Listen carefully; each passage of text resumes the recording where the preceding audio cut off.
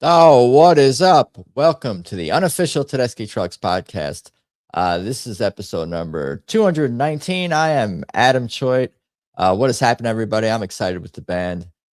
Playing shows again on tour, playing at the Beacon and all that. I'm not there, but I'm excited to dive into it. If you want to follow at Tedeschi Trucks podcast on Instagram, definitely subscribe, like. That's all appreciated for sure. If you're watching on YouTube, you're already there. I'll definitely get out an audio version of this episode soon enough as well. Weedside Woodside, great supporter of the show. If you're in the city, check out that spot. That's Randy's spot. THC and CBD needs. Queens, of course. Patreon.com/TTB podcast to support the show. That's me, of course. I appreciate that too. Thank you, Kathleen, Stacy, Troy, Daniel, Bo, Marion. Appreciate that certainly. Let's get into it because we got newcomers here. This is exciting. I'm excited to talk to these guys because they were at shows 3 and 4, but we can talk about all of them and what's been going on with the band and new guitars, and new covers, new originals, new album, all of it. So let's get into it with Scott and Rusty. What's happening, guys? Hey, how you doing?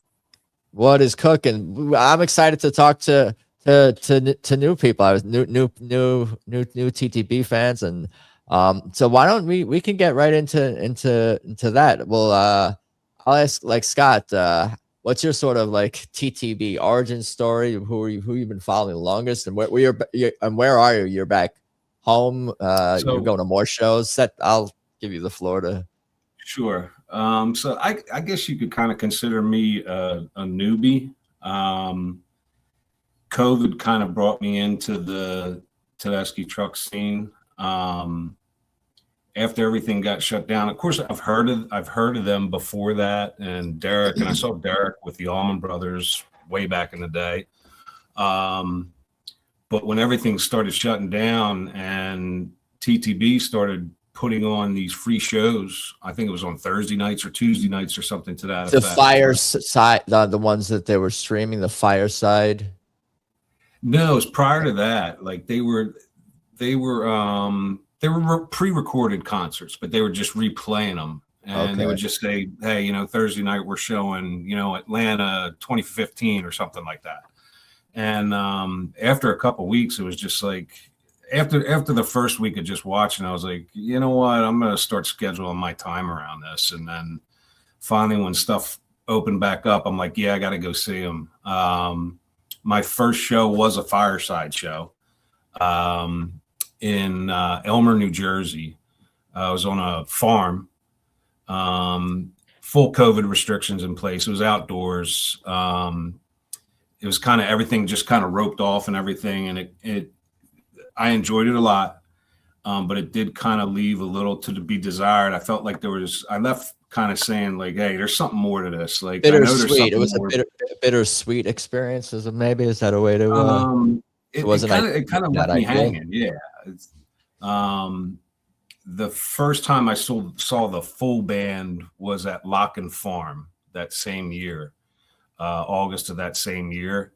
And I was like one song in and I'm just like, whoa, like what the hell's going on here? Like, this is ridiculous. It's just like all these sounds coming from, different places between Derek and Susan. And then, here comes Mark Rivers, and how about a little Alecia, and let's get some trumpets here and some, a sax here. It just blew my mind. And here I am 33 shows later, and it's to say that it's an obsession is putting it mildly for me. So wow, yeah, that's a lot of shows in a short period. And I always do comment throughout the episodes how it's not necessarily about how long you've been following Derek or Susan or the band. It's like I can feel people's passion, whether they've just discovered them in the 2020s or 2019 or been following them since they were Susan and Derek were really young. Like everyone shares that like same passion. And even like people in closer circles to the band, they talk like fans. I think people within the circles of TTB that they love the band and the music so much, they talk like fans.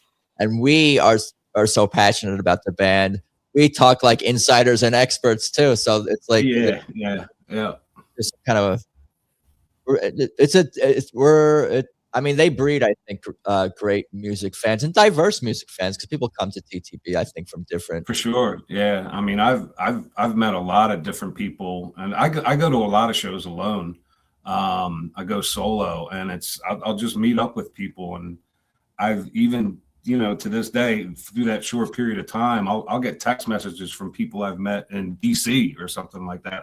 I live just north of Philadelphia, so I'm about 20 minutes north of Philadelphia. So I will travel. I have traveled. I get text messages from people a lot, like, "Hey, you going to this show? Or you going to this show?" And we won't necessarily maybe go out to dinner or something like that, but we'll meet up at the show and we'll hang, and it's a good time. It's cool. Yeah, I mean, Tedeschi Trucks Band is a family, so it's Swamp Family is also, they use the word, it's not accents, they use the word family. So that there is something special about the fan base and community. And obviously I'm biased in saying that, but I do often ask about other fan communities, and there was something special specifically about this one and the type of music fan that is drawn to this band. Rusty, how are you, and where are you, and what's your history with this I live just north of Detroit, and I just always have loved this kind of music, and always loved Derek Trucks, followed the Allman Brothers, knew of Susan Tedeschi, but never really followed her that much. But talked my wife into going to see them our first time in 2018 at the Ryman, which is an amazing place to start out my TTB career. And this Saturday night, it was my 28th time. Seen him at 13 different states. Like Scott, it's just an amazing place to go. I've met people, Swamp Family. Now I'm going to look for the hippie freaking goatee now out on the road, buddy. If I come out and I grab you by the goatee, it's Rusty from Detroit. All right, brother? But I've got I have 9 more shows scheduled this year so far coming up. That my next 2 are sorry. That's all good. What happened? I lost you for a second. So I got my next 2 are going to be Red Rock. Red Rock will be my 5th and 6th time of seeing them there, which is just an amazing. Scott, have you been out to Red Rock yet? Yeah, I went once in 23. Yeah. And that was the first time. I kind of got lucky. My brother was living out there at the time, so he kind of gave me my second time out to Colorado. So he kind of, outside of the shows itself, he was just giving us a tour of the state, which was it was phenomenal. It was just beautiful place. Well, last year, my wife and I, we do a weekly boondoggle every year is what we call it. I drag my wife around someplace. We like to do summer amphitheater type of things. So we've done it 3 years in a row. And this last year we did a Pacific Northwest where we did both Red Rocks shows. And then we flew into Montana, went to Kettle House and saw them there at a really cool little amphitheater. Then we drove from there over to Bend, Oregon, saw them both nights at Bend. And then I checked another bucket list off up at the Gorge. And it was just an amazing trip, This year, our boondoggle this year is we're flying into Oakland to see him at the Greek, drive down to Santa Barbara, over to San Diego, and then on my 65th birthday, I'm seeing him at the Hollywood Bowl, checking another bucket list. I'll be at that show for sure. Well, we'll hook up, Adam. I'll buy you a beer, buddy. Appreciate that. I might have to go to some of those other West Coast shows as well. And then we got a brand new amphitheater in Michigan that's opening up. And then Tedeschi, their TTP's playing there this summer, set on my side of the state. So we're going to travel over and see them there. So you're back. Oh, go on. Yeah, I just want to say that I just so happened to have my 5th grandchild in Chicago, so that just opened up the residency in October. Give me an excuse to go and see my granddaughter. I see what's. Yeah, you disguise to your wife and to even your extended family, or maybe to yourself to some degree, that these trips are planned around TTB. It's like, oh, Red Rocks in the Gorge in Montana. That's scenic. But no, that's it's scenic. exactly Chicago is family, scenic. It's family. exactly what Scott says, though. It's you start planning your world around this band because they're so good. Like today, this weekend I saw them Friday and Saturday night. I saw 40 different songs in 2 nights. That's amazing to me. Absolutely amazing to me. Yeah, they certainly dominate my and our, like, I would say, musical budget, attention, listening budget, so to speak. Like, not that we don't all listen to other kinds of music, but like, especially when TTB is on the road, I feel like it becomes the soundtrack. I appreciate all the tapers, for sure out there. I should it's a cool community too. I mean, the Swampers are cool people. I've met so many like Scott. We talk about. I guarantee Scott and I will hook up somewhere on the road. We'll talk to each other, and we'll be having a beer. Before you know it.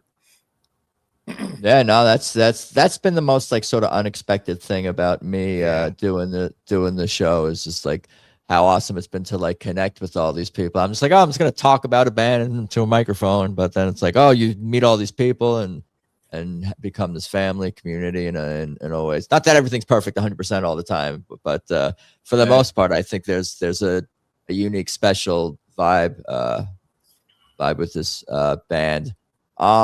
Where should we start the conversation? I guess I could pull up the set list for like night 1, right?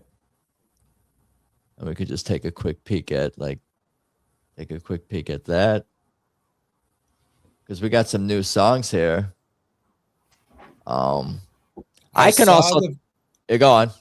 Yeah, I saw Adam. I saw my buddy sent me the video of Ohio, and oh my God, was that epic! The way that Derek played on that was unbelievable. Yeah, people are messaging me about this specifically, and someone who might have another fan who might join us later. She was talking about this too, and then how meaningful the song was, and I was saying how it's like epic, but also like very haunting, and again like TTB is a positive band, I think, but they're also like can be dark at times or explore dark topics. It's the way they capture all the emotions. It was crazy. Their twist on that song was crazy. And they played it for us on Scott. We got to see it on Saturday night. Yeah, I saw somebody post something. It was probably on Facebook somewhere. And I know everybody references it as a Crosby, Stills, Nash & Young song, which it is. I heard an Isley Brothers version of it, and it sounds almost identical to what TTB did. I could see that. Yep. Should we take we'll play a little sample. It's going to be hard not to play the whole thing. Let me know if you guys can hear this. It's muted.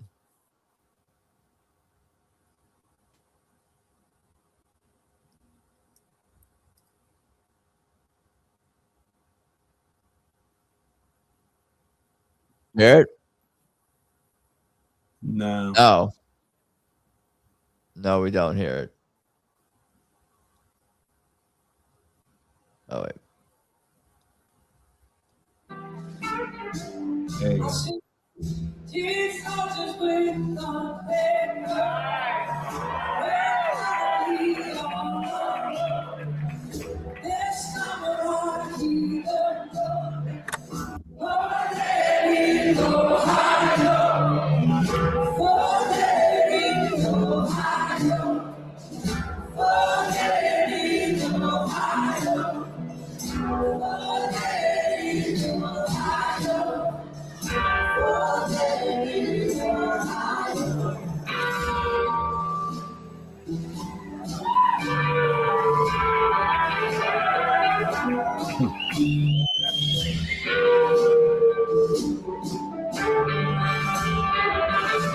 like such a rawness and an intensity.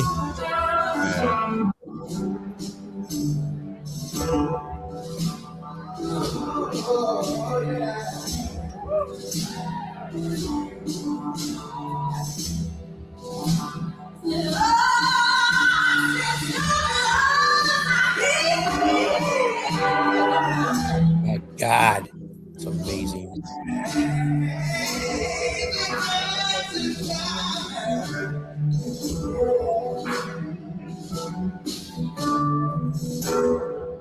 So, question for you, Rusty. Yes, sir. Great. Where did you sit Friday and Saturday night? I sat off of aisle 4. All right. So first night we were in row N, and the second night I was in row B, which turned out to be like the 5th row because like So the orchestra. first. Yeah.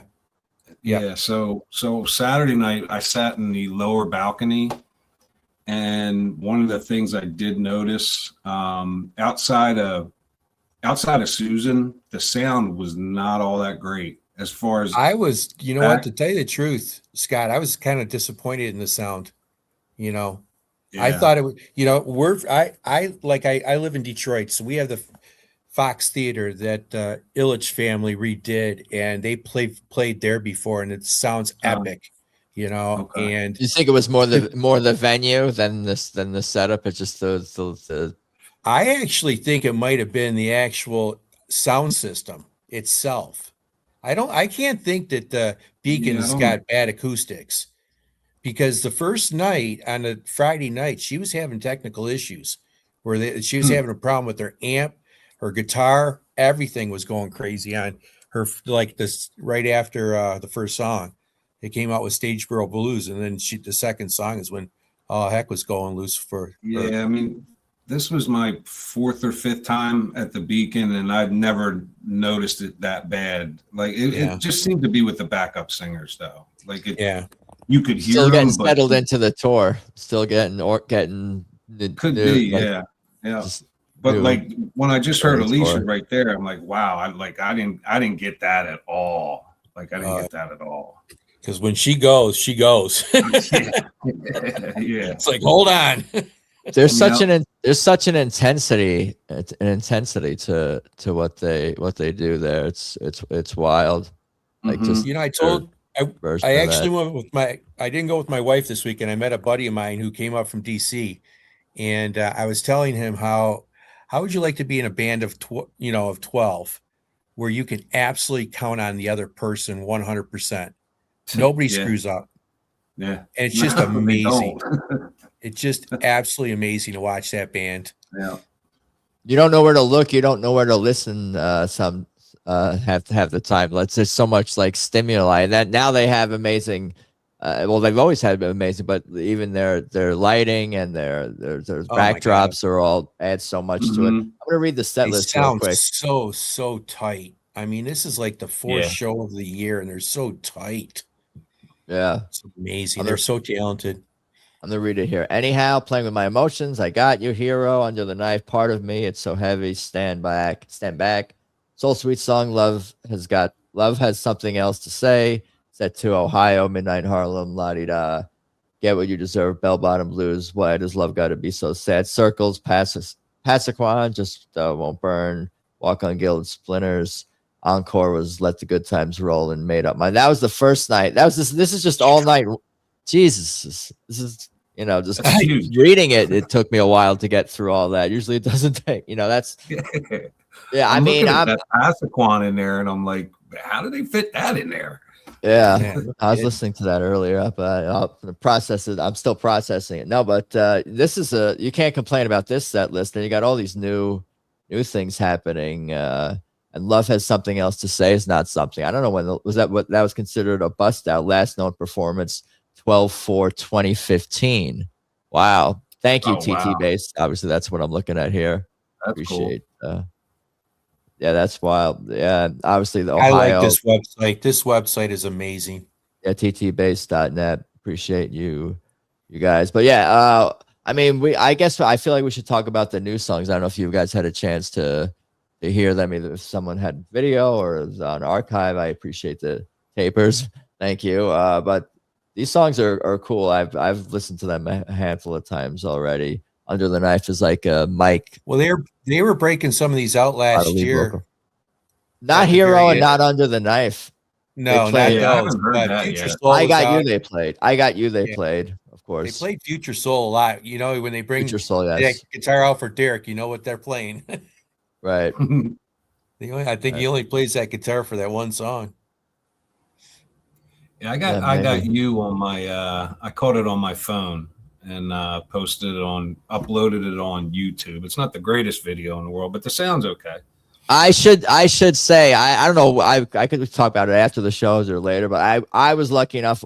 Well, I'm not lucky enough to be at the Beacon this time of year, but I did go to the Dolby Lab a listening event for Swamp Family fan club members in LA. So I got to hear the album in Atmos, I guess they call it, like surround, but there's even more like ceiling, and it's jumping from left to right and all over the sound. That had to sound amazing. Yeah, it did. And to hear I Got You, because I've listened to the studio recording because it's been released on, a lot, but to hear it in that setting was just like a completely different like experience. The band's so powerful, and it's such a groove, that song, and obviously it's like a feel good kind of song. I've talked about that already, but Hero was the total. I mean, that's what you get with TTB. You get these like waves, and Hero is more like a deeper, darker, like hard rock kind of song. Even like it had something I feel like it has somewhat like a modern edge to it. And then Under the Knife is that Mike thing, like a Mike bluesy. It's just like I was gonna say I haven't heard that one yet. So we got something here. Under the Knife. We can check it out here. Oh, there we go.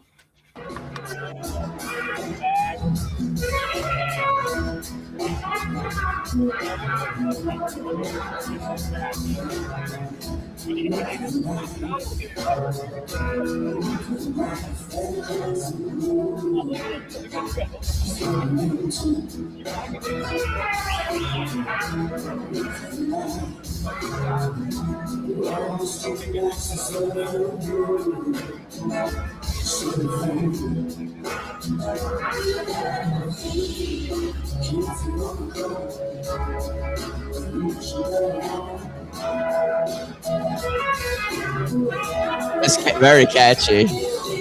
Yep.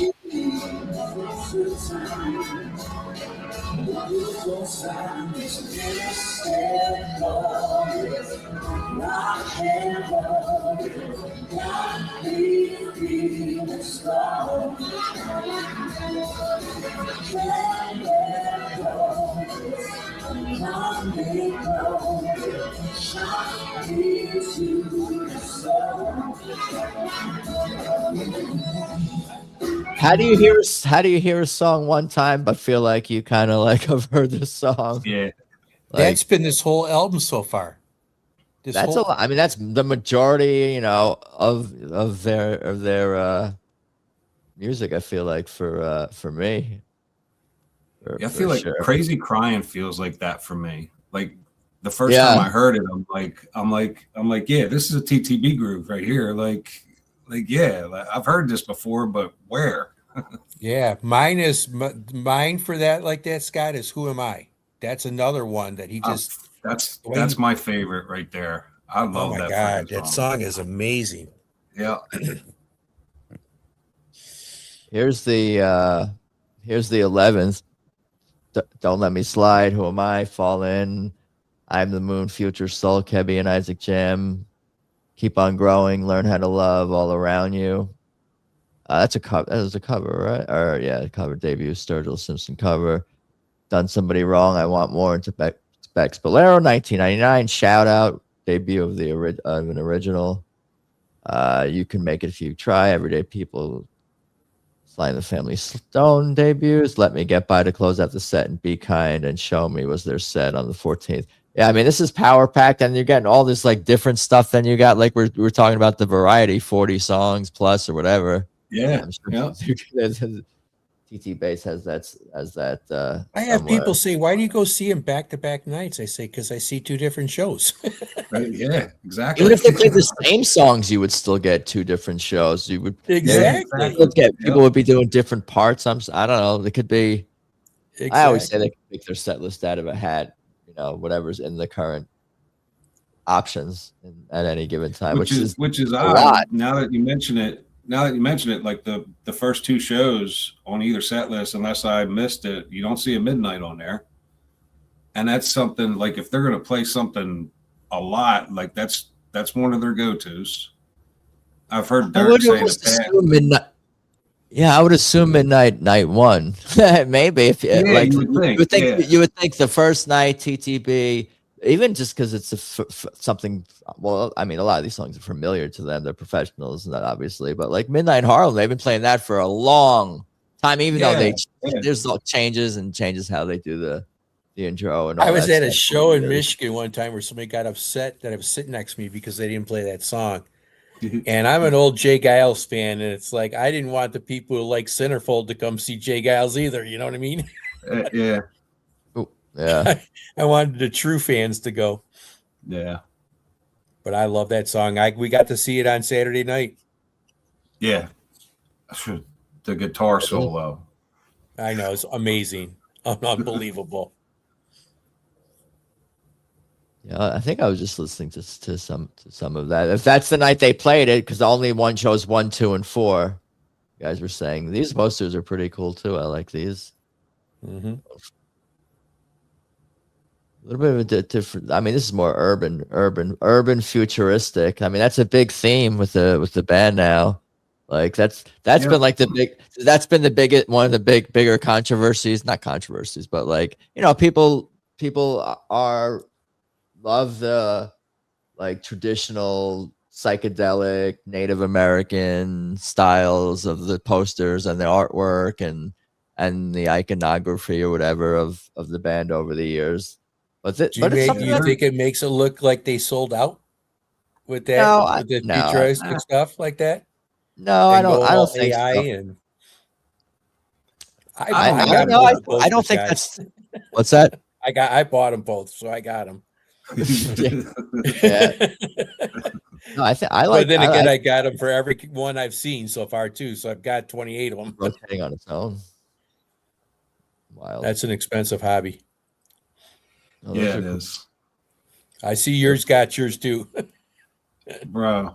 Let me tell you, my friend that I went with on Saturday night, her first time coming to my house, and she knew about my poster. She's been to a couple of shows with me. I went to my first show with her, and she's like, "Well, I got to see your posters." And there's over 30 posters. I'm like, "Yeah, how can you tell I'm single? Like, just look at my walls. Like, no woman would live with me. Like, not with this decoration." Like, hey Scott, my deal is I've got below sea level, so I got the basement. She can't say nothing to me, and she's got above grade. I got below grade, so that's a fair trade-off.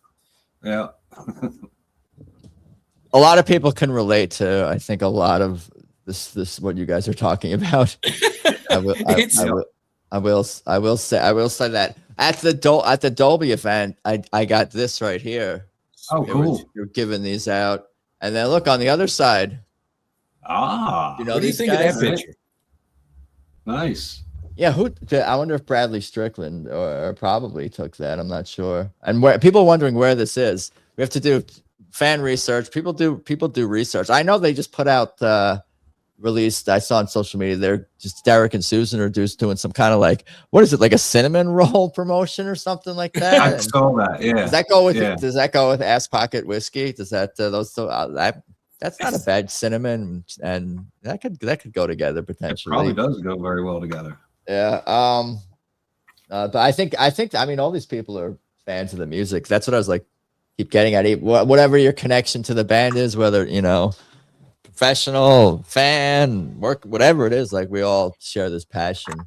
Hey guys, what is up? Suzanne, what's happening? Fan, supporter, past guest. You're not at the Beacon. She's, I think, that part.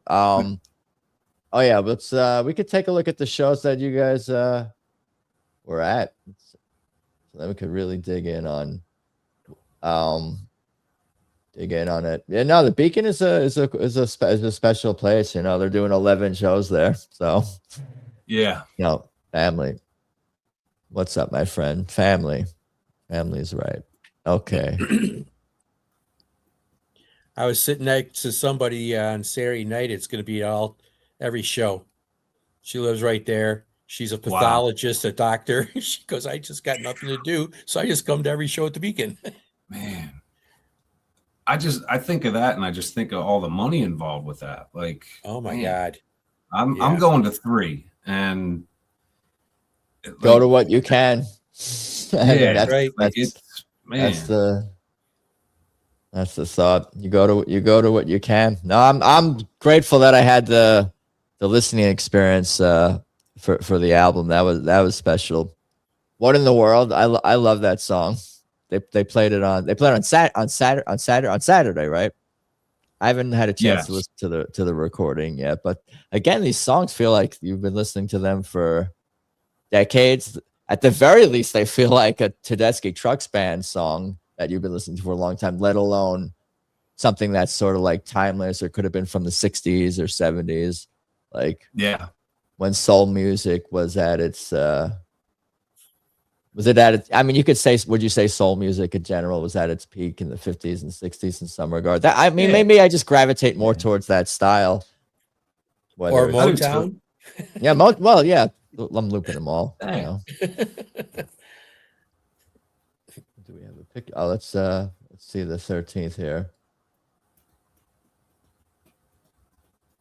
Yeah, we got 2 sets. What a way to start that night off.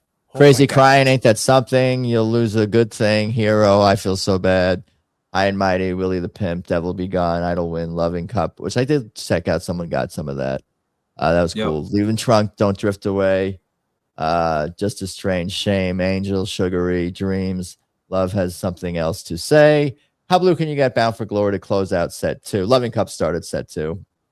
Encore was I Can't Make You Love Me and Made Up Mind. Like, again, like this is the 3rd show and we got a ton of new stuff here already.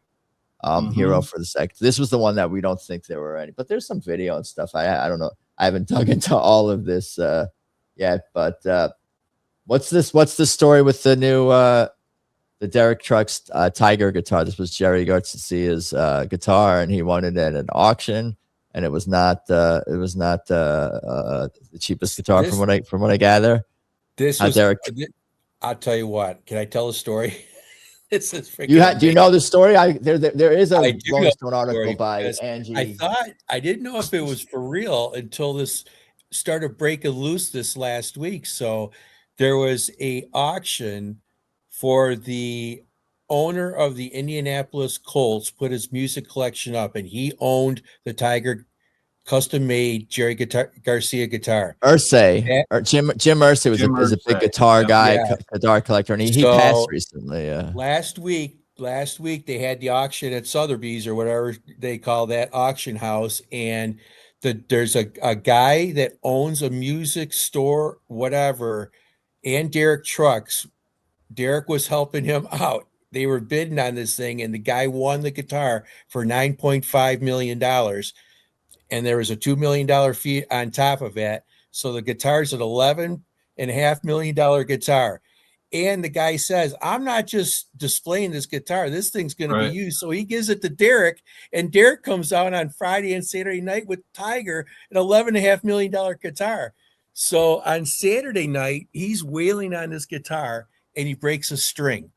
Yep. So he sits down. So he looks over to Emmanuel, and he has Emmanuel go off on this solo on his trumpet while he sits down on the riser, and he swaps out the string right in the middle of the song. And he stands up and he goes right back into the song and finishes the song. And when he gets done with the song, he turns around and he hands the guitar to Mark Rivers, and Mark Rivers almost freaking freaked out. Derek's handing him $11.5 million guitar. It was epic to see that guitar. It sounded so good, and he made it sound special. It's What? funny, Why is that guitar? Is that more expensive than than other Jerry Garcia guitars that are Well, it out was there? custom built for him, and I guess it's got really different innards. That's kind of, especially custom made just for Jerry Garcia, the way he wanted it done. And we Yeah, saw so he like paid- last year, I saw him play another Jerry Garcia song at Red Rock. I don't know. This last year he played was Jerry Garcia's birthday, I think, or the anniversary. The alligator guitar. Yeah, he played it at Franklin's Tower at the beginning of one of the concerts at Red the Rock. same this guy last year. owns that guitar. What's that? The same group owns that guitar as well. Wow. Yeah, I think I'll they're tell in you what. Suzanne is about, saying it's one of Derek's Family partners Guitars. at There you Ass go. Pocket Whiskey. Yeah, Family is Guitars. that it? Yeah, you are correct, sir. Yeah, it's I guess Eric Clapton's guitar went the other night too in that auction. The guy had an amazing collection. Yeah. It was funny, great. Derek brought it out. What's up, Bob Ozzy? It's just amazing that was- the guy just is like that. Use it. What good is it? If you don't use it. Here's I even actually more. have a friend who's I was a former deadhead too. I guess I'm still a deadhead. You don't ever go Always away. a deadhead, but dude. I have a friend who lives in North Carolina, and we don't talk very much. But he had sent me a text on Thursday night, and he said, "Hey, what's going on with this? And why is your boy buying Jerry's guitar?" And I just started looking into it, and I'm like, "Oh my God!" So me and him are going back and forth, and I told him, I was like, I don't know if he's buying it. I was like, but if he is, he's like, I'm going to see him Saturday night. And we're just, I didn't think, like, after he played it on Friday night, I figured that would be it. And then we get there Saturday. I'm like, I missed all the fanfare or whatever. And I was looking for it. And then I think it was The Storm is when that's when he broke the string, was on that song right there. Yeah, exactly. And I'm looking down because I was in a lower balcony, so I was far up, and I had to break my phone out to kind of zoom it in, and I'm like, that's freaking Tiger. And yeah, then he broke the string, and I turned to my friend. I said, who changes the string on an $11.5 million guitar? Derek freaking Trucks. Like, it's like, here, you can use my $11 million guitar, just don't break the string. Yeah. But apparently the guitar itself, over 2,000 hours of work was put into it. Wow. That's what the guy who built it. And there's all kinds of custom originally wood that they use. Yeah, it's pretty badass. Wow. That's amazing. And just to luckily just fall myself right into that this weekend did not suck. Yeah. Not at all. Yeah, super cool. What a great set list. Loving Cup. That was another Mike Focal, right? Boy, his voice was amazing this weekend. God, he was spot on. And so was Alecia and Mark and Susan. Yeah, as usual, DTB photos. Derek made so many headlines because of the Tiger guitar. Bobby Setlin is the guy who bought it. He's Derek's partner in APW. That's what Suzanne was saying before. I think everyone, I heard that they did a shot after they won the guitar. They did a shot of APW. As they should. Family Guitars is known for lending out their guitar collection. They want them to be played. I'm a deadhead too. It's awesome that Derek played it. Yeah, a lot of people excited about that. It's me, Tracy McKay. What's happening? Also past guest, friend of the show. Hope you're doing well. Yeah, this is a super awesome set list for sure. To get Don't Drift Away, I always love it. And High and Mighty, and like Statesboro to start the show is always special. Yeah. Dive right into it, full speed ahead. Devil Be Gone is great. That's a good one of the new ones. Yeah. It's it's funny because I was thinking a little bit about, I wish my brain would remember every note and every melody and every specific thing that I heard on the album, listening to it one time.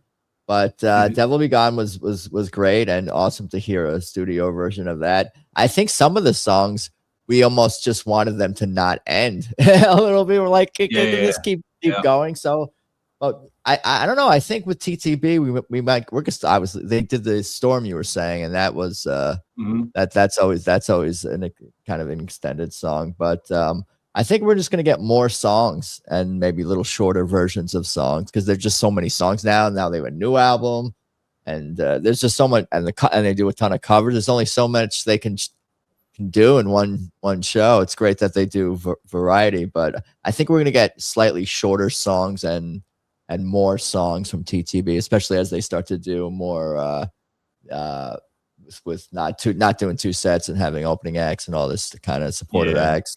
Well, I think we're gonna get more shows and more songs and less times. They I don't know, maybe, I mean, Derek does teases, but maybe, I mean, people will say, is this, not everyone's gonna like this idea, but like a TTB medley of sorts of like, oh, maybe you do a medley of something that we don't get all. No one's gonna like that. No, I guess that's not gonna work. No, medleys are better for covers, I guess.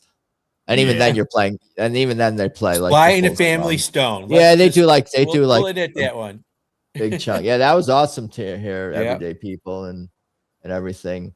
Performed 55 years to the day that the Allman Brothers opened their show with Statesboro Blues. That is captured on the Live at the Fillmore album. See, there's always a reason, or often is a reason for the songs, the choices that they make. And you know, you could see a method to the madness in terms of the music and how the journey they take you on, but the specific choices can be done for reasons like that too, dedications and whatnot. That's pretty awesome. My dad was there at that recording. He's been on the show too and talked about the Fillmore. Yeah, he was Nice. he was a regular at the Fillmore pretty much the entire short period of time it was open. That's the majority of our conversation, you know, was kind of centered around the Fillmore and his experience there and musical journey. And of course, have you recorded any of that conversations with your dad about that kind of stuff? Yeah, episode 70 or whatever, 72, something like that, a while back. There you go. It's on. That would be amazing to have those conversations. Absolutely. Yeah, it's super cool to hear about. Yeah, well, his musical journey, and we've seen TTB live a bunch of times together, and he's seen the Allman Brothers with Derek even before I was even like into any of this stuff. So eventually, it found its way to me for sure. But yeah, we went to. I mean, we even met. I'm in California. He's back in New York, where I'm from originally. But we met in Atlanta at the Fox Theater for a couple of shows. In the summer of 22, I think that was. So that was special. That was awesome. You know, my family's passionate about music too. Of mine. I got to get to the Fox in Atlanta. That's one on my list. Yeah. No, there's a lot I need to get to, for sure. I don't know if you guys have any other comments about this. The 13th. This is the Friday night show. We could jump around. We're jumping around. This is casual. We can talk. She had everybody going with Sugar-E the other night on Friday night. That's for sure. Yeah, that was a pretty good one. It always gets the crowd going. You find your deadheads. You guys can find. Yeah, you sure do. Your deadheads. I noticed that Derek came out and played on that. Which anytime I've seen that, at least recently, it's usually just a Susan thing. I think that you might be right. I almost think of there's a YouTube video of Derek coming out and playing with her, but that was like an old video. But for a long time, I think on tour I think they even had maybe some Kebbi flute, or maybe even goes back to Kofi flute. But I think Gabe does the solo sometimes, or I don't know. It's definitely been not something you see all the time. Derek, like he usually gets a longer break, shorter break there, maybe. Yeah, I'll tell you what, those two had a lot of fun together this weekend, watching them and just play off each other so well. Yeah, I was telling my friend, like, I do this a lot, especially if they're at the Beacon, or if they're anywhere they're at, and like if if they're doing like a 2 or 3 show run or something like that, and I'm going the next day, I'll sit there and I'll look at the set list. And I was actually looking at Setlist FM on Friday night, and I was refreshing, and I'm like, and somebody was adding the songs as they were playing them. And I don't know why I do it to myself. And I'm like, damn, they played Idle Wind. That means I'm not getting Idle Wind tomorrow night. And I don't know why I torture myself, because I do that. And then I go, and whatever I know I'm not getting, like whatever they play, it just, right. I leave It's I could see what you mean though. It's a sort of spoiler in a way, because you it's not that you're being you don't know the set list in advance, but you're kind of getting an idea that you're eliminating choices which you kind of don't want to do at the same time. Exactly. It's a compliment to the band and their gigantic catalog. I think it's like 150 plus songs at this point. Is it? For sure. Something like that. It's just amazing that they can remember that stuff. I just can't. Man, it is crazy. I just, It's a lot. It's for sure. No, I think Emmanuel Eckham was talking about that. I think he's an official member of the band now. He's amazing. He's in the picture. You're in the picture. Yeah, you're in the picture. But I think he's a nice addition. I think he threw the number 150 around when he's like, I have to learn. I think something like that amount of songs. Yeah, he's a powerhouse, and he brings a unique voice. I think all the instrumentalists and vocalists, they all definitely bring a voice, with their style to the band, and it's amazing how they all fit seamlessly, and Gabe, as much as I love Kofi, but Gabe is his own person and his own musician, and brings his own elements and style and strengths to the band, and what he brings with songwriting and soulfulness, and there's a lot of overlap too. I mean, they like, you can hear some of the, maybe it's more TTB. You hear like in like a Bound for Glory, you're going to get a lot of gospel-y stuff, but TTB covers all that. They cover every genre. You get everything you could hope for, that's all kind of centered around soul music, whether it's gospel, blues, rock, jazz, but you get everything, even the weird avant-garde, psychedelic moments where newbies might be wonder what's happening right now. Yeah, what is Derek doing with his guitar right there? Yeah, I was thinking of Kebbi, but him too, both of them. Yeah, the two of them. Kebbi reminds me of a real life animal from the Muppets, but I could see it. Did you? Right? Did you see him the other night? He went so crazy that his glasses blew right off his face. Flying off his face. That is like the Derek breaking a string. That is like the Susan kicking up her leg. That is the Alecia kind of just like voice like causing an earthquake in the room. Like it's like that sort of like over the top moment. But it's so much of like what they do. It's like dynamics and building up and constructing a song and constructing a narrative through their improvising and how they work together. Like, you can't listen to Passaquan, put it to the middle of the song and expect to be like emotionally impacted. But it's, I don't know, it's just amazing. Like, I can, because I know the song so well, so I can pick up very quickly and be like, oh, I'm in that moment still. But for like, if it requires that context, and like, you have to let yourself go along for the ride, I think, to some degree. And I guess some people are, not everyone's into that kind of music. Short attention spans for some people. Yeah, I am so glad I found it. They played Harlem the first night, or first night, says Kyle. Second song of the second set. Did we miss that? Maybe we did miss that. Set one. I don't make mistakes here. Never would I do such a thing. Right, where are we? Yeah, I didn't see it. Could have missed. Oh yeah, after Ohio Midnight in Harlem, la-di-da. Oh, okay. There you go. Thank you, Kyle. Rock. Alecia compares. Nobody's paying attention. Compares it to the Muppets, all unique, but she compared the whole band to the Muppets. I could see that. Oh, okay. I think I've heard that somewhere. Oh, I don't really? know. Why does that ring a bell? I love his sound. He fits so well. That must be. I think that was back to Gabe. I'm reading the comments out of order. Wasn't he playing Tiger on Sugary? It says here what. Yeah, maybe I would assume so. I would assume that's so. why he came out. Yeah, I would assume so. Let's go to the 14th. Let's find it. Here we go. We're gonna pull that up now. Yeah, we got Mojo working and laugh about it to start off.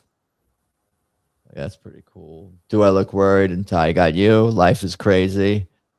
Yes, we will. Who am I? Come and go blues. Key to the highway.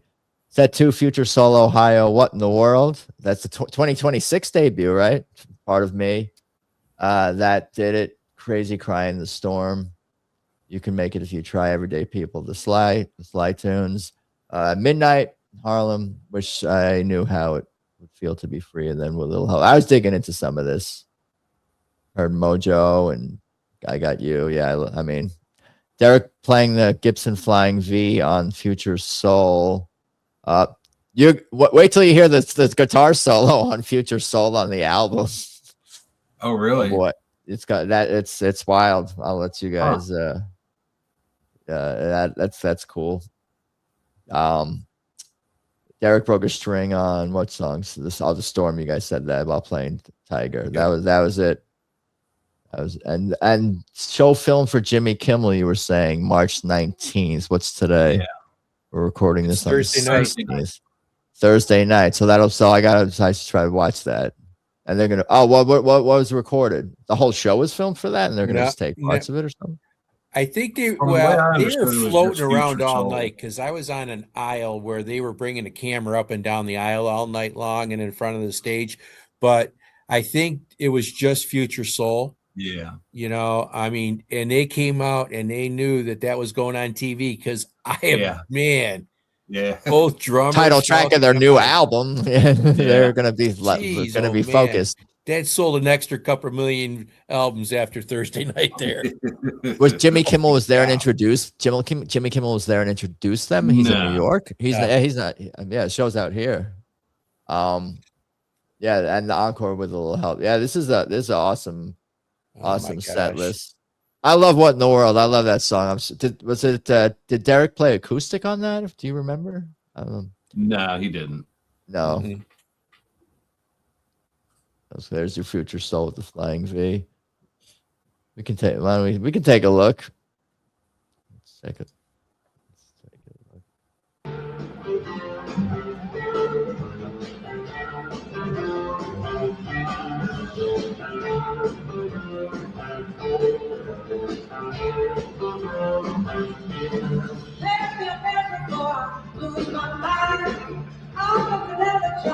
Waste your time.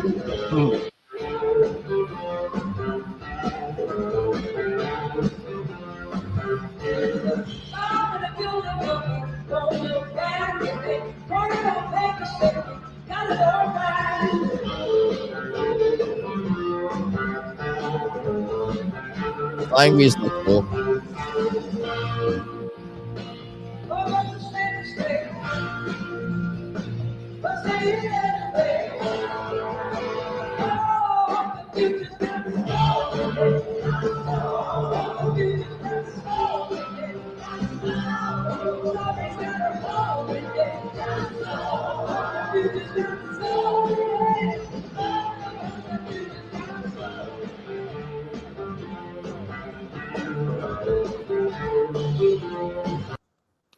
That's cool.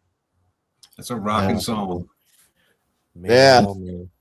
So I was saying it sounded like almost like a little bit of like a Jimi Hendrix vibe, but also like it has like a modern element, but like a harder rock song than you know.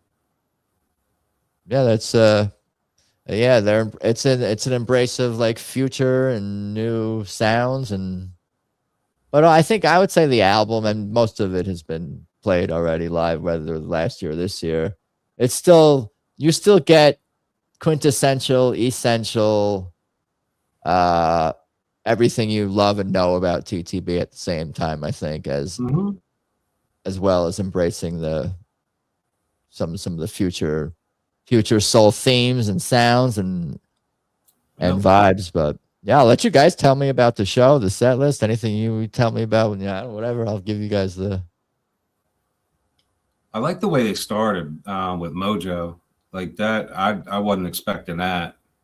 Wasn't expecting that at all, and that's just nice. Like, get right into it, just start grooving and Laugh About It. Coming back with that's another great song. Yeah. There were some new ones too this night for also. This wasn't all repeats by any. Who am I?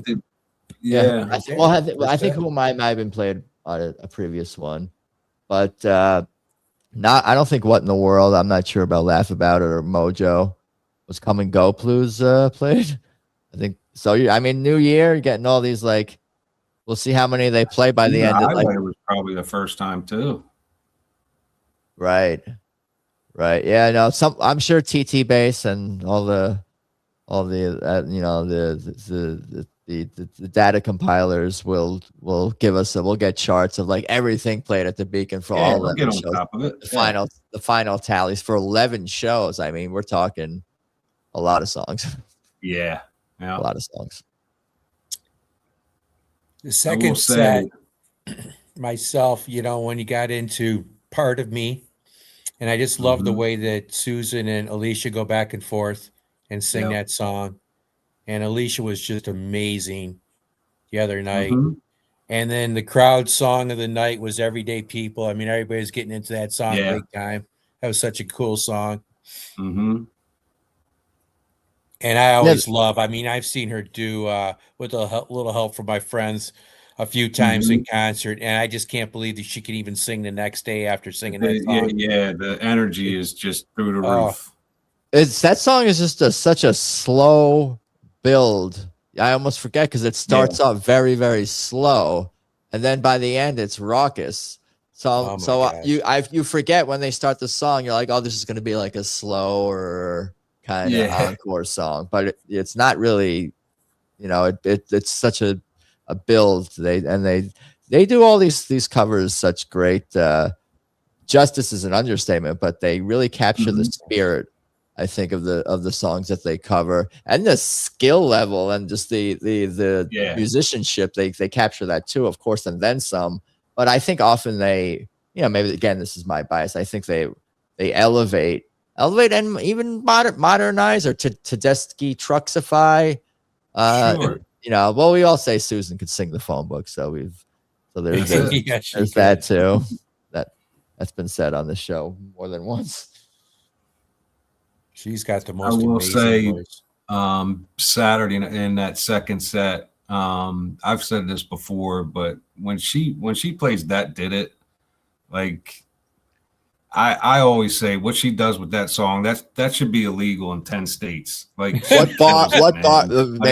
I think that's a leg raising song from time to time. What bar did she reference? Because she changes depending on what city she's in. We were talking about that, and I think she forgot. Honestly, I think she forgot what bar. Like, I don't think they talked about it before the show. Oh, they didn't plan it out, and then she forgot what the original. Because there was a pause. Because I was waiting. I thought she was going to say like the Owl's Tail or something like that. That's what I was going to say. Local. I should have told her where I was drinking on Saturday morning. There you go. Like I couldn't even make out what she said. That Did It was a song that she recorded on an album. It's a cover, but it's on live. What song? I don't know. It's a Bobby Bland cover, isn't it? I think I'm pretty sure it's a Bobby Bland cover. I think so. But so she didn't officially record it, and it like it has a studio recording. I'm not sure. Maybe. Yeah, anytime they play that song, just her alone. But if you sit and just watch, like, you can tell Derek gets a kick out of it too, because he's just up there and he's just smiling from ear to ear. Like, yeah, Bobby Bland. Yep. Yeah. but I don't think Susan ever recorded. But I remember what bar did she mention on that live? Well, that was a Tedeschi Trucks Band album, but she's played the song a long time, even before that. Yeah, I've seen them up in Boston, and she'll reference like local bars around there, and the crowd just loses it. Yeah, no, we're always gonna love that. We always want to be when you're entertained, feel like you're being catered to. You're special. They know what you know. The only thing. How many times I heard that Detroit was the greatest rock and roll city in the world? How many times have you heard that in Philadelphia, Scott? Not from this genre of music. No. I like the Snickers commercial where the guy says the wrong city. And then he needs a Snickers bar.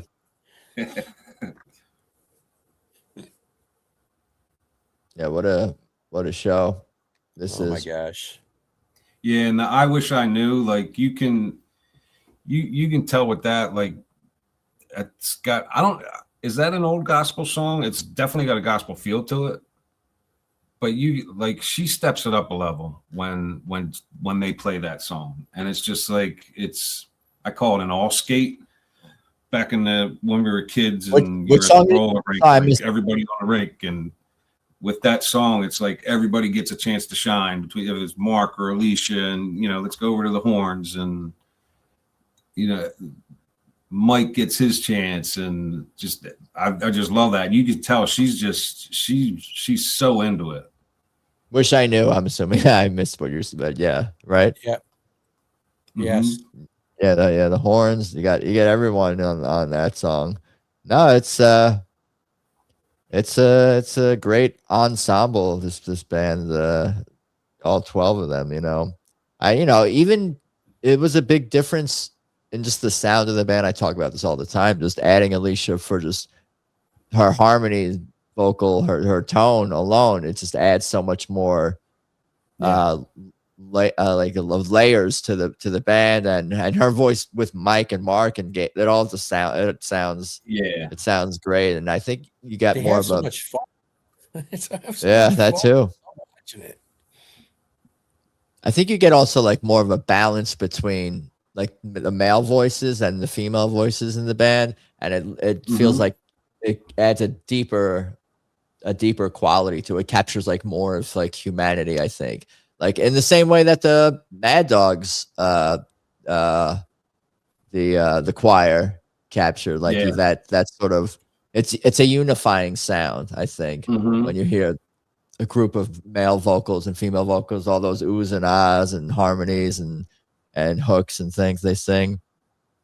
Yeah, like you don't even know what to listen to. You just take it all in. Yeah, you hear them kick in on A Little Help from My Friends, and it's like man, it's like you think it's all Susan, and then you hear them, and it's not just one person just, all right, it's my turn to sing, so I'm gonna sing it. It's like they're not just going through the motions. It's like they work on this shit, like it's deep, man.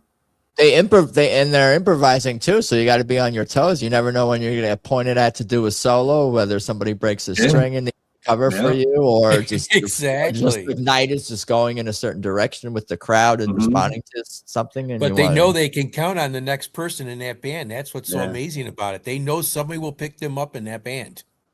It's amazing. It is, and they never lose.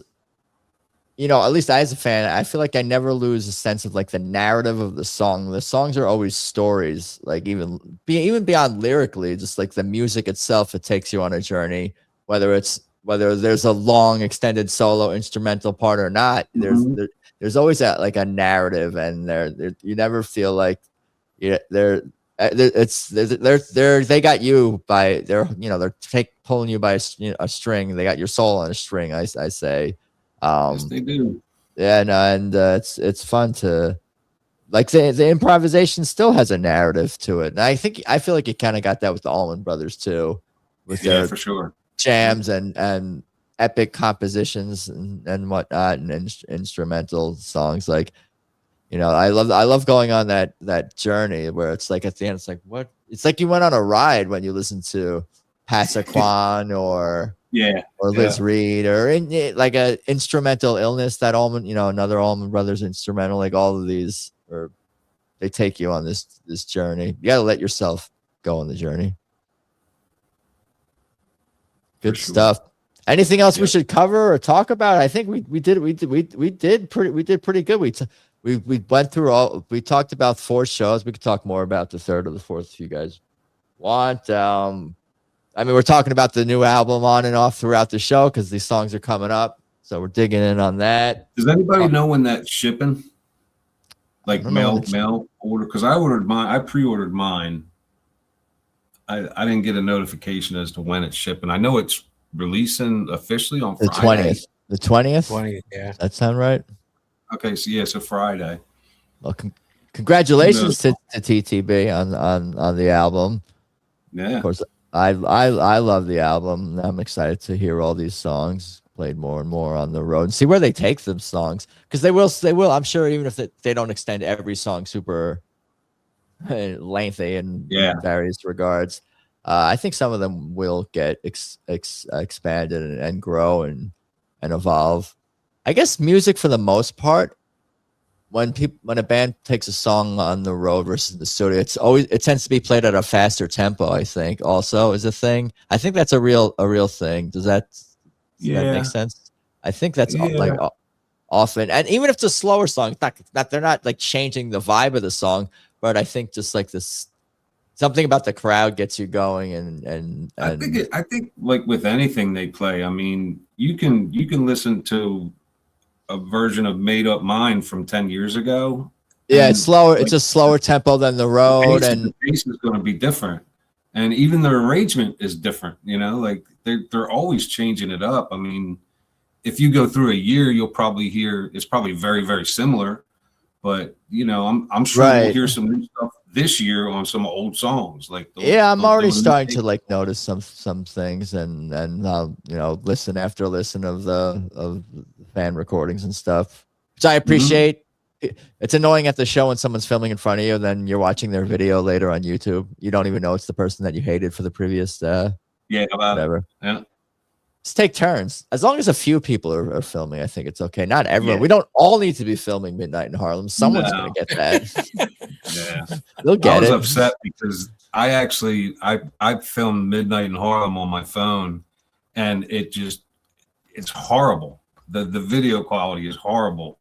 And then luckily enough, somebody was down on the floor there, maybe about 10 rows from the stage, and it's a great video. I'm so glad because it's actually my new go-to Midnight in Harlem to watch. Like if I'm going to show somebody Tedeschi Trucks Band that never saw them before, like that's what I'm going to go to show them, because you're partial to that was that's a huge. I show everybody too. That's how I break everybody into Crossroads, any Midnight in Harlem, or because I know the Crossroads like DVD or whatever. That was What's the one that's outside at the stadium? I think that's it. 20 is that? Yeah, I think it might be the Crossroads one. Yeah, that video is a known TTB fan conversion thing. A lot. I got a couple good versions myself somewhere on my phone. Yeah. They're pretty good. Bunch of pictures like you can even tell with Saturday Night, he was playing Tiger on that, and you could even tell, like if you watch it, he spends a little more time, like when they're doing the whole Swamp Raga intro into that, like he's spending a little more time, and there's a little more interaction between him and Kebbi, and then even at the end of the song, like if you watch him, you see him, and I'm not a musician. I watch his expressions and stuff, and you see his head, like towards the end of the song, you see him do this. And it's almost like the way I took it was, is like he's shaking out, like he doesn't want to end the song that way. And he just goes one more round, and then boom, and then he gives the nod, and he's like, all right, we're done. And that's the crazy shit that I pick up on anyway. No, that's cool. Go on. No, Scott, exactly. I mean, there's been many concerts that I've just sat and just zoned right in on Derek. He just controls all 11 people on that stage, and it's just amazing to watch him do that. I mean, he's just a master. Yeah. Oh, yeah. crazy. Great band leader on stage. I know exactly what you talk about, Scott. That's exactly. Yeah, super awesome for sure. You Now, don't know what you're going to see or what to expect. It's just, No, it's not like you no. go, like I guess if you went and saw Motley Crue 7 times in a row, you'll probably see 7 of the same show or whatever, Yeah, you reminded me of Yeah. what I was gonna say. Like you're really gonna see something special or unique at And you every don't- single You show, don't know. and often that is just manifests itself in just a new song or new cover or something that I haven't played in a while or something that you haven't heard in a while that you've been wanting to hear. So you're always gonna get that, but you're gonna get these moments too. You'll get special moments with broken strings and new guitars and Yeah. gas. Yeah. Like there's always like something at these shows that it's like that makes it like I special and actually memorable. think myself that the band appreciates their fans so much because we know the music, we love the music. It is a somewhat of an extension of the Allman Brothers that a lot of us come from, Mhm. and we just feed so much off of each other at a concert. I mean, I've never been that kind of person that likes to get up and dance or groove or doing that stuff. This band takes me to a different Do it level. there, though. Yeah. There's yeah. something about this band that takes me to a religious experience. I don't know what Yeah, it man. is. They that you hit that emotional, spiritual quality, Oh and my God, it's the crazy. the band is so talented, and they educate you about covers and all this other music, so they make you a better, deeper, more appreciative like music fan. Like I was saying before, and this is a new thought, even like but like throwing out that the band and their crew and people who closely connected with them, they're also fans, but we the fans, because of like Susan and Derek and just their music and their output and all this stuff, and us being able to listen to it and see them perform, like we're experts. We're also all like experts on the band. Like you're talking about like very intimate or intricate or both of those things moments. That was you, Scott, I think, talking about like those little moments on stage. Like we're all that's a big reason why we want to get to the front, to catch those smiles and interactions and improvisations and every expression that or a lot of the expressions Derek will give the band, and as he's directing, conducting. I noticed Falcon interacting with the band a lot this weekend that I haven't seen Really? before. I mean, he and Susan were talking back and forth a lot, and it's basically him and Derek is what starts and ends just about everything, I believe, on the stage. Those two right there, and it's just amazing just to see all that. They were having so much fun this week, and they want to be there. They're not just going through the motions at all. You never get that. You don't get that with a single note. I had a single show, and after year with this band, that's like every moment seems important, like a part of the show. Like in a lot of ways, you can't miss this. Like, what part would you want to miss of the Tedeschi Drugs band show? And it's hard to get up and go to the bathroom. Let's put it that way. You better have at least speakers there where you can hear it on the concourses. Wear a diaper. Well, some during the residency, you have to wear a diaper because it lasts longer. That's it. Yeah. He said it, not me. No, but yeah, I feel like a lot of their songs could be closers. A lot of them. I mean, they were really, that's something they explored, I think, more last year, like rearranging the set list a lot and putting songs that were formerly encore or finishing sets, and they're just like coming early in a set or in the middle of sets. Like they like when was the last time Bound for Glory was an encore? Like it's closes sets or it's late in sets most of the time. Yeah, exactly. Yeah. Right. Back in the day. What I'm looking forward to this year is I'd be willing to bet right now, Adam, I'll bet you a beer on this one here, that the encore at the Hollywood Bowl, when you've got Whiskey Meyer, Black Crowes, and TTB, is going to be Space Captain with all three bands out there at the same time playing. I think you heard it here first. I think that's a pretty good bet. I mean, I think it would be something that Chris Robinson and Susan have done before, and they've done that before. So I think that very, very possible. I've seen them both play that live at separate times. What's that? You've seen them both do that song live at separate times. Yeah, no, I got a good video at the Beacon a few years ago of the last part of the song up until Susan or Derek and Elizabeth going at it, you know, with the trombone and the guitar back and forth and all that. That's super cool. I remember on I forgot to mention about that when they played "Life Is Crazy" one of these nights on the last night. Fifth song, they played "Life Is Crazy," and last time I was at the Beacon, the lights went out. I don't know if you guys were either of you guys were at that show at the Beacon. I was not there. I heard about when that. The lights went out during "Life Is Crazy," which is which was perfect, and the band just kept playing. The sound didn't go out, but the lights went out, and the crowd would. That's professionalism. Yeah, the crowd got more into it, and then as Mike Mattison is singing "Life Is Crazy," everyone understood the moment. Again, there's something about these fans that we pick up on. All, I mean, I guess that's pretty obvious, but you know, a lot of people know the song and know Derek for Derek Trucks Band, and that was a Derek Trucks Band song, I think, with Mike. So there's a lot of history there. I'm not educated sure. fans. I'm not sure. Love Susan and Chris together. Yeah, no, they have chemistry for sure, singing for sure. I've seen the Black Crowes with Tedeschi Trucks Band at I think it was in the Doheny Blues Festival in early 2013 or something. They were both never seen playing them together. What's that? I've never seen them together. I I've seen them both a bunch of times. I've seen the Black Crowes a bunch of times. Yeah, that was my first concert coming out of COVID. Was the Black Crowes. Wow, it's a good way to start back up. There you go.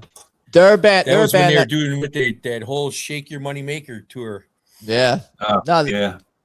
I'm glad I discovered it. I'm like, oh, a band that sounds like from the music that I actually do like, but it's from like they're from like the 90s and they got airplay on like rock radio and classic rock radio. Big time.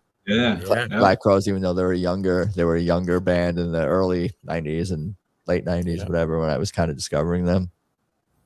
Yeah, I never saw them, but I saw the brothers, and they went under the name Birds of a Feather.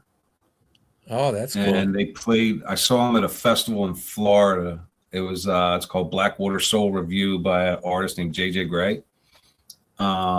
And I just met him, Scott, last week or 2 weeks ago.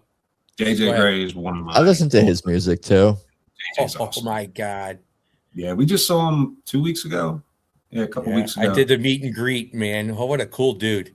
What he is. Really appreciative, cool dude. Yeah. I think TTB has done a few JJ Gray covers back in the day. He's playing with them this year. One show, I think, in Raleigh, North Carolina. Yeah, Raleigh, North Carolina. Yep. Yeah. JJ Gray, to me, is the male voice version of Susan Tedeschi. If you took, I agree.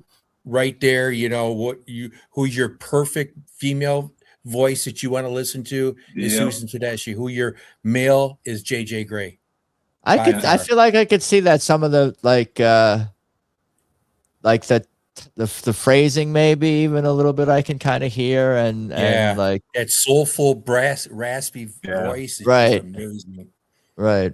And they're both from Jacksonville, so I mean they both live in Jacksonville. Maybe it's a swamp water. I don't know. Yeah, maybe. Like Adam, you said Susan could sing the sing the phone book. I've always said that JJ could sing the alphabet, put it on a record. I'll buy it. And tell a story about it afterwards. Exactly. Yeah. I'm envious and jealous and all those things of great. I mean, all great musicians, but like just the fact that they could like sing like that. I'm like, my voice doesn't do that. I wish I could play and sing like and try to hit the right note. I couldn't even make my voice with AI sound like that. Yeah. I can get in certain rooms in the house and I can get close to it, but that's no fun. I always think it's good when I'm singing to the radio and then I turn down the radio or I record me. I'm like, no, it's back. Not exactly. No, but it's good to appreciate the greats. On that note, I appreciate it, guys. I don't think I don't know if we have anything else you want to mention or talk about or cover or promote Appreciate even, the whatever. conversation, guys. Oh, Yeah. for sure. Thank you guys. Thank you, Scott, Rusty, TTB, band crew, Swamp family, all that. Like, subscribe, do all the things. Description is more ways to support if you would like Patreon, all that. But I'm gonna aim for next Sunday, and then the next Sunday after that to do week 2 and 3 of the Beacon recaps. I think, Scott, you said you go to more shows? I'll be there next Saturday, this coming Yeah, Saturday. I may have to for further conversations. That's cool. Because I want to live vicariously. That's the whole point of this for me, so I can live vicariously through everyone, not feel like I missed any I shows. get it. It's a lot cheaper. That's Yeah, that's a big part. yeah. Big economics is definitely part of it. But I see the set list. So we get some fair amount of audio and video, and I know songs, most of the songs, so I can feel like I was, I get it. I can process it.